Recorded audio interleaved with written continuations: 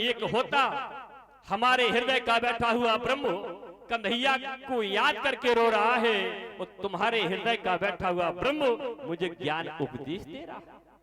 तो मैं कैसे मान लूं एक को ब्रह्म? ब्रह्म एक कैसे हो गया? अगर ब्रह्म एक था तो हमारे हृदय का बैठा हुआ ब्रह्म कन्हैया को याद करके रो रहा है, तो तुम्हारे हृदय का बैठा हुआ ब्रह्म मेरे ब्रह्म के साथ याद करके रोने लगता तो ब्रह्म एक है। या ज्ञान देने लगता तो ब्रह्म एक है। उद्धव ने कहा मैया मैं जानता हूं ब्रह्म एक, वो आप भी जानती हो, लेकिन ब्रह्म के रूप अनेक हैं। ब्रह्म के रूप अनेक हैं। जिस तरीके से सुखदेव जी महाराज ने कहा राजन, जैसे नहाने के लिए साबुन एक है? देव को साफ करने के लिए, शरीर को स्वच्छ करने के लिए साबुन एक है, लेकिन नाम अनेक हैं। कोई पियर्स लगाओ, कोई डब लगाओ, कोई निर्मा लगाओ, कोई लाइफबॉय लगाओ, काम एक है। उद्धव जी ने जैसे कहा तो उद्धव का ज्ञान समाप्त हो गया। सुखदेव जी महाराज ने कहा राजन, एक समय की बात हो, एक संत भगवान के पास, एक महात्मा के पास सख्त शिष्य गया। गुरुदेव ने कहा राजन बेटा, सभी में ब्रह्म है, हर जीव में ब्रह्म है, और ब्रह्म को देख करके प्रणाम करना, हर जीव को प्रणाम करना। शिष्य ने कहा ठीक गुरुदेव। एक दिन क्या होता है कि एक हाथी हो गया पागल। जब हाथी पागल हो गया तो वो जा रहा था शिष्य गुरुदेव का गांव में घूमने के लिए, वो उधर से हाथी आ रहा, तो पीछे से भैया चीख रहे हैं, ओ भैया हट जाना, हाथी पागल हो गया, हट जाओ भैया, हाथी पागल हो गया।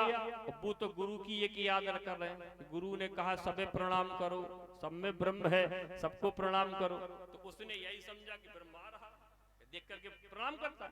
तो वो हाथी के पागल हाथी के सामने लेट गया, और जैसे लेटा वो तो पागल था, उसने आकर के लात रख दी, करियाई चटनी हो गई, टूट गई। आकर के आ गुरुदेव आपने तो मेरी कमर टुरवा दी, आपने तो मेरी कमर टुरवा दी। बोले क्यों, क्या हो गया? बोले आपने कहा था हर जीव में ब्रह्म है, ब्रह्म को प्रणाम करो, ब्रह्म को प्रणाम करो। तो एक हाथी आ रहा था तो मैंने उसे प्रणाम कर दिया, उसने मेरी देखो कमर तोड़ दी। तो गुरुदेव ने कहा उसके पीछे जो व्यक्ति आ रहा था वो चीख रहा था भैया हट जाओ, हाथी पागल है, हट जाओ, हाथी पागल है। और तुमने बाकी बात काहे नहीं मानी? ए भैया, ब्रह्म ने ब्रह्म की बात को नहीं माना तो ब्रह्म ने ब्रह्म की कमर तोड़ डाली। अगर हाथी में ब्रह्म है तो उसमें भी ब्रह्म था। अगर ब्रह्म ब्रह्म की बात मान लेता तो ब्रह्म अपनी कमर नहीं तोड़ता। उद्धव ने जैसे कहा तो मैया राधा ने कहा उद्धव ब्रह्म के रूप अनेक है। आज उद्धव का ज्ञान समाप्त हो गया। जैसी पुनः आ गई, देखा क्या मथुरा में तो राधा ही कृष्ण है, कृष्ण ही राधा है, दोनों एक ही साथ में बैठे। उद्धव का ज्ञान धीरे धीरे समाप्त हो गया। राजन, जब मामा का कल्याण कर दिया, इस तरीके से भागवत पुराण की 49वें स्कंद की 49 अध्यायों की कथा पूर्ण हो जाती। 50वें स्कंद की 50वें अध्याय की जब कथा आती है तो जरासंध की कथा आती। जरा माने बुढ़ापा, 49 के हो जाओ। मैंने उस दिन भी गिनती में बताया था, 11 के बाद वकील साहब कितने आते? 10 के बाद 11, 20 के बाद 30 के बाद 40 के बाद 41 और 50 के बाद 51 संकेत करता भैया बुढ़ापा आ गया, बन की तैयारी कर लो। 51 हो गए। 60 के बाद कितनी गिनती आती? 61 संकेत देता है। लोग कहते भी तो 60 साल के होएगा तो सटिया आएगा। 61 70 के हो गए। 70 के बाद कितनी आती गिनती? 71 संकेत देता है भैया अब भी जंगल में जाओगे तो तर जाओगे। 71 80 के बाद 81 संकेत करता भैया गले में काय लगाए हो जमाया की। 90 के बाद 91 संकेत करता भैया अब भी वन में जाओगे तो बन जाओगे। 91 पूरे हो गए। 100 के बाद एक की पिछाई गिनती 0 और 0 जब है तो रिजल्ट फिर 1 से शुरू हो गई। तो इधर देखो 10वें स्कंद के 49 अध्याय समाप्त हो गए, 50वें अध्याय में जैसी प्रवेश किया तो जरावा ने बुढ़ापा जरासंध की कथा आ गई कि अस्ते प्राप्ति कंसो। महाराज कंस की 2 पत्नियां हैं, वो हर जीव की 2 पत्नियां होती हैं। महाराज कंस कौन है? अभिमानी है। वो अभिमानी जीव की 2 पत्नियां होती हैं, एक का नाम अस्थि, एक का नाम प्राप्ति। अभिमानी जीव कहता मेरी देखो कितनी बड़ी अस्थि है, वो प्राप्ति मैंने अपने बल पर फलानी वस्तु को प्राप्त कर लिया। आज इसकी 2 पत्नियां पहुंची कहां कि मृते भ्रातरी दुखाते ईशितु समपिति गृहानो। अपना पति जब समाप्त हो गया तो दुख के कारण पिता के घर जरासंध के यहाँ पहुंचे और कहा महाराज ओ पिताजी कि छाछ के पिबैयन ने छत्रपति मारो है। छाछ के पिबैयन, मठऊ में बहुत ताकत हो, लेकिन आजकल मठऊ तो नहीं मिला, सो पैकेट वालों मठा चलने लगा, दूध की तो बात छोड़ो। छाछ की पिबैयन ने छत्रपति मारो है। हाजी मठा पिबैयन ने राजा को समाप्त कर दिया। जरासंध आया युद्ध करने के लिए, जैसी आया तो इसने जैसी शंख को बजाया तो भगवान ने इसे परास्त कर दिया। और जैसी परास्त किया राजन तो ये 17 बार हार चुका। बैठा है 18वीं बार, क्या देखा कि एक पहाड़ एक खम्बे पर चींटी चढ़ रही, बार बार गिर जाता। गिनती करता रहा, गिनती जब करता रहा राजन तो 18वीं बार वो ऊपर हो गई। और जब ऊपर हो गई तो इसने भी संकल्प मन में ले लिया कि 17 बार मैं भी हार गया, 18वीं बार मुझे भी विजय प्राप्त हो जाएगी। जैसी ये कहा राजन तो 18वीं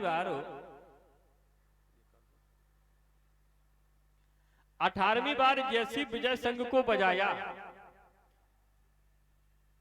आ रहा युद्ध करने के लिए, तो इनका मित्र है जिसका नाम है कालीबन।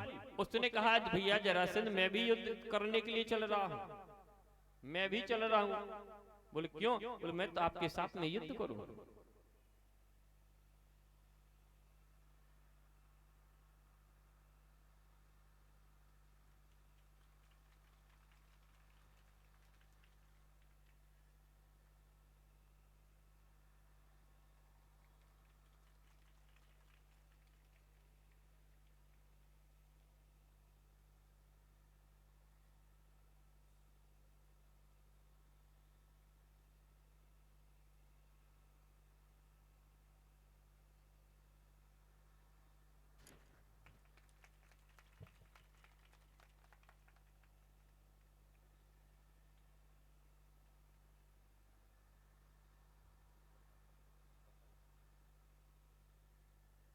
बोल शंकर भगवान की।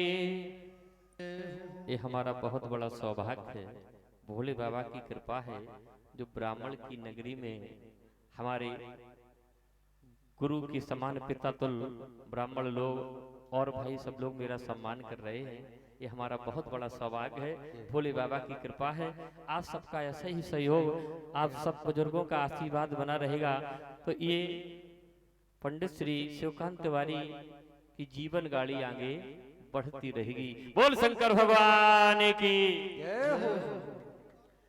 तो एक कालीवन आ रहा,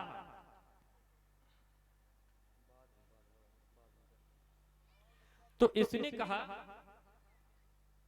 एक भैया हम तुम्हारे मित्र हैं, मैं भी तुम्हारे साथ युद्ध करने के लिए चलूं। और जैसे ही चल रहा है तो सामने देखकर संत भगवान की टोली जा रही थी।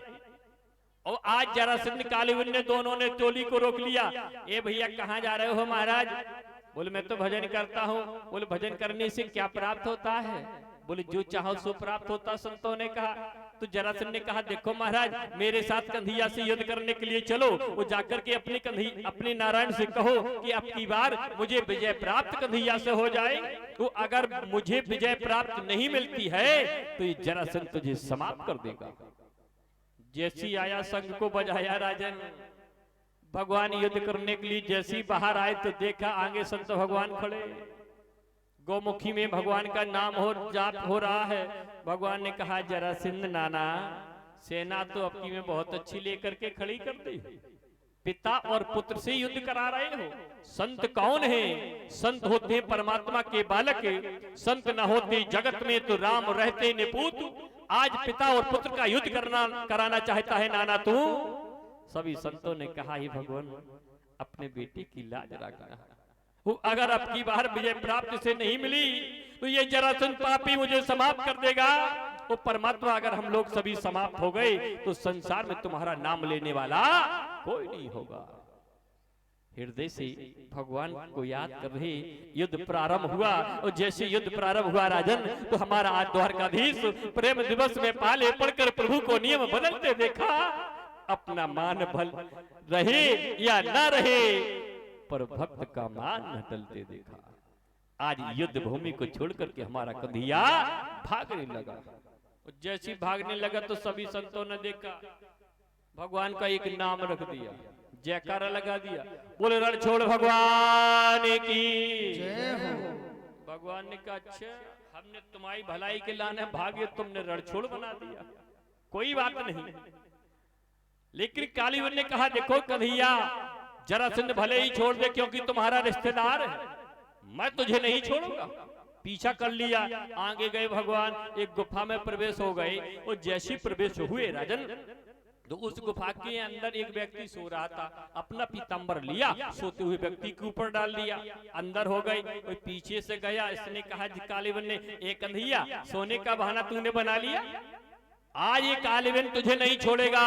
जैसी लात का प्रहार किया, सोता हुआ व्यक्ति जैसी जागा तो कालीवन जल करके राख हो गया।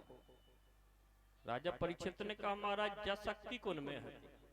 वो व्यक्ति कौन सो रहा था? सुखदेव जी महाराज ने कहा राजन सुनो कि सा इच्छा को ले जा तो मानधाता तनियो मानो, और मुचकुंदो इति ख्यातो। मानधाता का इक्ष्वाकु वंश के मानधाता के पुत्र हमारे मुचकुंद जी महाराज सो रहे। मुचकुंद जी महाराज ने जैसे देखा तो कालीवन जल करके राख हो गया। भगवान बाहर निकले, यहीं समुद्र में जाकर के विश्वकर्मा को बुलाया और बुलाकर के द्वारका का निर्माण कराया। द्वारका में ही सभी लोगों को बुला लिया। राजा परीक्षित ने यहाँ पर प्रश्न कर दिया महाराज ये बताओ कि कालीवन कौन था और ये किसका पुत्र है? तो सुखदेव जी महाराज ने कहा राजन जो कालीवन है, ऐसे एक महाराज गर्ग के वंश के महाराज गर्ग हुए। एक नाम के अनेक लोग होते हैं। महाराज गर्गाचार्य जी महाराज के वंश के एक महाराज गर्ग हुए।